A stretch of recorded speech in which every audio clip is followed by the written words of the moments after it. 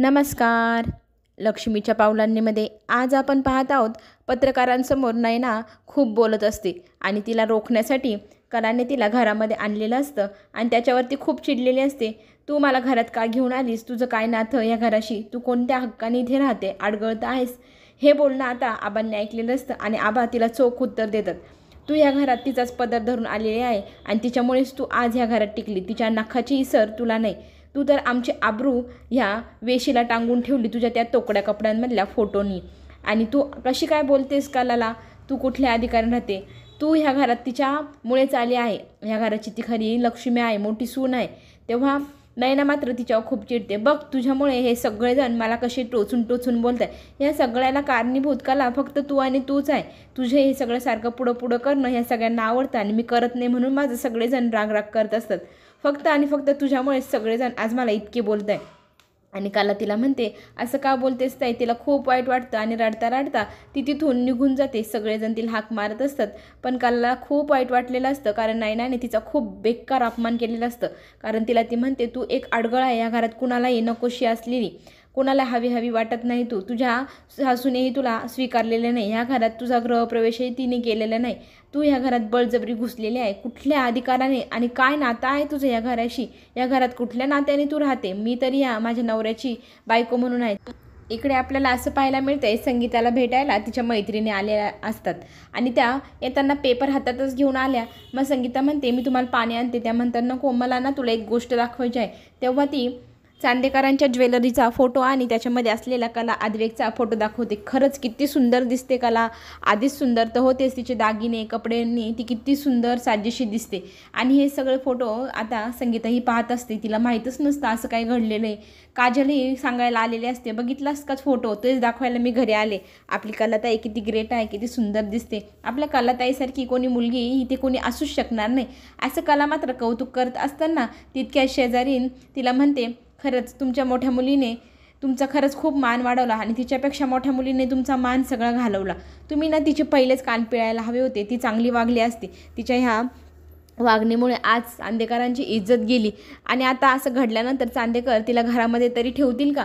आता हे सगळं संगीताला पहिल्यांदाच कळलं. नेमके असले कसले फोटो यांनी काढले आणि मीडियामध्ये हिची एवढी बदनामी होत आहे. आता हे संगीताला कळेना. मग लगेच काजल म्हणते, थांब आई, मी बघते कुठले फोटो इथे सोशल मीडियावरती आले तर असतीलच ना. मग काजल ते सगळे फोटो शोधू लागते आणि फोटो फोनमध्ये बघावे म्हणून ती फोनही घेते. फोनमधला तो फोटो पाहिल्यानंतर आता काजलच्या लक्षात येतो. काजलला खूप मोठा धक्का बसतो. तो फोटो तिच्या आईलाही ती दाखवायला लागते. आई, हा बघ, हा फोटो आहे ज्या फोटोमुळे सगळे बोलत आहेत. तो फोटो पाहिल्यानंतर मात्र संगीताला खूपच वाईट वाटतं आणि तिच्या शेजारची बाई म्हणते, बघितलंस कसली परपुरुषाच्या मांडीवर बसली, तिने इज्जत घालवली गं. आता चांदेकर तिला घरात ठेवतील का? जर तिने अशा वागणीने चांदेकरांनी तिला घराबाहेर काढलं तर कसं व्हायचं? म्हणून संगीतालाही टेन्शन येतं. इकडे मात्र कलाला खूप वाईट वाटत असतं. तिच्या बहिणीने जे शब्द बोलले ते सुरीसारखे तिखट आणि धारदार होते, पण ते खरे होते. तिच्याशी बोलण्यासाठी रजनी तिथे येते. रजनी तिला समजवण्याचा प्रयत्न करू लागते. रजनीला पाहून तिला आणखी जास्त रडायला येऊ लागतं आणि रडता रडता ती खूपच जास्त इमोशनल होते आणि ती म्हणते, खरंच ताईने जे प्रश्न विचारला त्यात चूक तरी काय? मी या घरात कुठल्या नात्याने राहते? माझं या घरातलं स्थान तरी काय? तिने काय वेगळं वाईट विचारलेलं आहे? मलाही आता तोच प्रश्न पडला. ह्या घरात मी कुठल्या हक्काने राहते मला तेच कळत नाही. तिला शांत करण्यासाठी रजनी म्हणते, तू तिच्याकडे लक्ष देऊ नको. लहानपणापासून तिला ओळखतेस ना, तिच्या बोलण्याला जास्त भाव देऊ नको. पण ती म्हणते, तिने जो सवाल केला तो चुकीचा तर नाही ना? तिने योग्यच प्रश्न विचारला, मी ह्या घरात कुठल्या नात्याने राहते? आणि त्याच वेळी अद्वैत रूममध्ये येतो आणि त्याच्याही कानावर ते शब्द पडतात. लगेच रजनी उठून उभी राहते आणि रजनीला प्रश्न पडतो, आता हिच्या प्रश्नाचं उत्तर द्यावं तरी काय? पण कला मात्र आता सरळ चांदेकराला विचारू लागते की, खरं सांग, मी या घरात कोणत्या नात्याने राहते? तुला ह्या प्रश्नाचं उत्तर द्यावंच लागेल. तुझ्याशिवाय ह्या प्रश्नाचं उत्तर कोणीच देऊ शकत नाही, कारण प्रत्येकजण येतं आणि मला हाच प्रश्न विचारतं. आता चांदेकराने तिला पाणी प्यायला दिलं. तिला शांत होण्यासाठी सांगत असतो आणि रजनी काकूला सांगतो की मी हिच्याशी बोलतो, तुम्ही थोडा वेळ बाहेर जा. मग रजनी काकू तिला पाणी पाजते आणि बाहेर निघून जाते. आता मात्र चांदेकरशी ती बोलू लागते. मला प्रत्येकजण हाच प्रश्न विचारत असतो की मी या घरात कुठल्या नात्याने राहते? कोणीही येतं, मला काहीही बोलून निघून जातं. खरं सांग, मी तुझ्या आयुष्यात कुठल्या आणि काय नात्याने राहते ते तरी सांग. तुझ्याशिवाय ह्या प्रश्नाचं उत्तर कोणीच देऊ शकणार नाही, कारण प्रत्येकजण हाच प्रश्न विचारतो. मी या घरातल्या प्रत्येक व्यक्तीची आवड निवड, कुणाला काय आवडतं कुणाला काय नाही, सगळं मी लक्ष ठेवते, सगळं माझ्या आठवणीत आहे. का कुणास ठाऊक या घराशी माझा वेगळाच संबंध जोडला गेला. या घराची माया मला तिच्यात सामावून घेते. या घरातल्या कुठल्याही गोष्टीचा कुठे ठेवली आहे ते सगळं मला माहिती असतं. अगदी अंधारात डोळे मिटूनही मी कुठल्या कोपऱ्यात उभी आहे हे मी सांगू शकते. ह्या घरात मी किती मिक्स झाले, पण ह्या घरामध्ये माझं नातं काय, माझं स्थान काय, मी ह्या कुठल्या अधिकाराने ह्या घरात राहते, असं बोलता बोलता तिचा हुंदका दाटून येतो. ती खूप रडू लागते. तिला रडू नको म्हणत चांदेकर टिश्यू पेपर देतो आणि पण ती त्याला एकच प्रश्न विचारते, माझ्या प्रश्नाचं तू उत्तर द्यावं, त्याने मला समाधान तरी वाटेल. मी कुठल्या नात्याने ह्या घरात राहते आणि का राहू ते तरी मला सांग. आद्विकला एकही शब्द बोलता येत नसतो, सांगता येत नसतो. तो एकदम निशब्द होऊन तिथे निष्ठुर एका दगडासारखा बसलेला असतो आणि चांदेकराला कला मात्र रडता रडता प्रश्नच विचारत असते, ज्याचं उत्तर त्याच्याकडे नाहीच. त्याच वेळेला नेमका फोन वाजतो. फोनवरती बोलण्यासाठी ती उठून जाते. फोनवरती तिचा हुंदका दाटून येत असतो. हॅलो बोलण्याची तिच्यात ताकद नसते. ती मोठ्या मनाने ते फोन उचलते आणि तिचा कंठ आवरून हॅलो बोलते. हॅलो बोलल्यानंतर तिची आई तिकडनं म्हणते, काय गं काय झालं, तुझा आवाज इतका बारीक का येतोय? मला आत्ताच कळलं, मी आत्ताच सगळं पाहिलं, फोटो वगैरे. कला नयनाने खूपच गोंधळ घालून ठेवलेला आहे, माझ्या लक्षात आलं आहे. पण आता हे सगळं सावरायला हवं, काहीतरी करायला हवं. ती खूप रडत असते. रडता रडता तिला तिच्या आईला सांगायचं असतं की मी किती दुःखी आहे, पण तिला सांगताच येत नाही. तेव्हा ती म्हणते, खरं सांगू का, अशी परिस्थिती जेव्हा निर्माण होते तेव्हा घरात एक अशी व्यक्ती असते जिच्याकडे सगळेजण टक लावून पाहत असतात. ती व्यक्ती हे सगळं सावरून घेईल असं सगळ्यांना वाटत असतो. जसं की तुझ्या आमच्यावरती कुठलेही संकट आले की आम्ही तुझ्याकडे आशेचा किरण म्हणून बघतो. तू आमच्यासाठी खूप मोठा आशेचा किरण आहे. कुठलंही संकट आलं की ते संकट सावरून घेणारी व्यक्ती म्हणजे आमच्यासाठी तू आहे. आता या क्षणाला त्या घरातही तूच ती व्यक्ती आहे जी ही सगळी परिस्थिती सावरून घेऊ शकते, सगळ्यांना समजून घेऊ शकते आणि सगळ्या गोष्टी तू सावरू शकते. तुझ्यात ती ताकद आहे, बळ आहे. मला माहिती आहे प्रत्येक वेळी तुला कोणी ना कोणी विचारत असतं की ह्या घरात तुझं स्थान काय, तू कोण. पण ना ह्या सगळ्या गोष्टींपासूनही तू खूप मोठी आहे, तुझं मन खूप मोठं आहे. ह्या सगळ्या गोष्टी तू धीराने घे. कुणाच्याही कुठल्याही गोष्टीला ऐकून बळी पडू नको, खचून जाऊ नकोस. आणि हे सगळं ऐकल्यानंतर ती म्हणते, आई तुझ्याशी बोलून मला जरा बळ मिळालं, थँक्यू हां. तेव्हा ती म्हणते, एक सांगू का, कोणी काहीही बोलो पण तू त्या घराची सून आहे आणि आबा तुला खूप मान देतात. तेव्हा तू कुणाच्याही प्रश्नाला उत्तर द्यायला बांधील नाही. कोणी तुला किती काही सवाल केले तर तू घाबरायचं नाही, खंबीरपणे उभं राहायचं प्रत्येकाच्या पाठीशी, असं सांगून ती फोन ठेवते. आणि कलाला इकडे मात्र बळ मिळतं, तिला थोडा आधार वाटतो तिच्या आईशी बोलल्यानंतर. आद्विक म्हणतो, मी तुझ्याशी बोलण्याचा प्रयत्न करतोय आणि तू फोनवरतीच काय बोलत आहेस गं. तेव्हा तो तिच्यावर रागवत असतो. आता मात्र कलाला आणखी जास्त राग येतो. कला म्हणते, मी इतका वेळची तुझ्याशी बोलण्याचा प्रयत्न करते, माझ्या प्रश्नाचं उत्तर तर तू देऊ शकला नाही, मात्र भांडण करण्यात तू एकदम पटाईत आहे, अशक्य आहेस रे तू, असं म्हणत ती तिथून निघून जाते.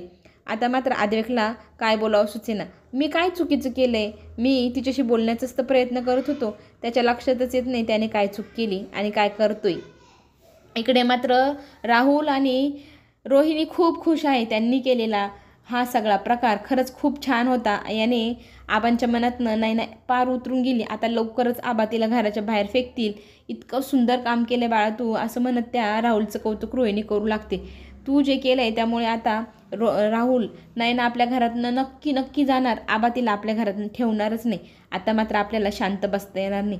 पुढे आपल्याला असंच काम करत राहावं लागेल, म्हणजे लवकरात लवकर नयना खूप साऱ्या चुका करेल आणि आबा तिला अलगद आपल्या घरातनं उचलून बाहेर फेकतील. अशी आपल्याला आता सोय करावी लागेल. तो म्हणतो, आता मात्र एकदमच मज्जा करायची, आपण फक्त बसायची, गंमत पाहिजे. तेव्हा मात्र रोहिणी त्याच्यावर चिडते, आता बसायची वेळ नाही, आता खरं काम करण्याची गरज आहे.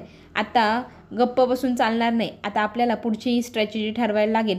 पुढचा जो काही प्लॅन असेल ते दोघंजण डिस्कस करू लागतात. आता पुढे काय करायचं, कशी भांडणं लावायची आणि लवकरात लवकर ती नयना ह्या घरातून बाहेर फेकायची. मला ती ह्या घरात नको आहे, असंही ती राहुलला सांगत असते. इकडे मात्र कलाच्या मनाची द्विधा मनस्थिती झालेली असते. ती देवाचा आधार घेत देवांसमोर जाऊन बसते. देवाला प्रश्न करते, देवा मी ह्या घरात प्रत्येकाला समजून घेते, प्रत्येकाच्या आवडीनिवडी सगळं काही समजून घेते, पण खरं सांग मी या घरात कोणत्या अधिकाराने राहते आणि माझं स्थान तरी काय रे देवा. तू तरी सांग असं म्हणत देवी आईला ती म्हणू लागते की आई तू माझी आई आहेस. माझ्या आईशी बोलल्यानंतर मला जसं बरं वाटलं तसंच तुझ्याशी बोलूनही मला बरं वाटेल. आई मला माझ्या प्रश्नाचं उत्तर दे ना गं.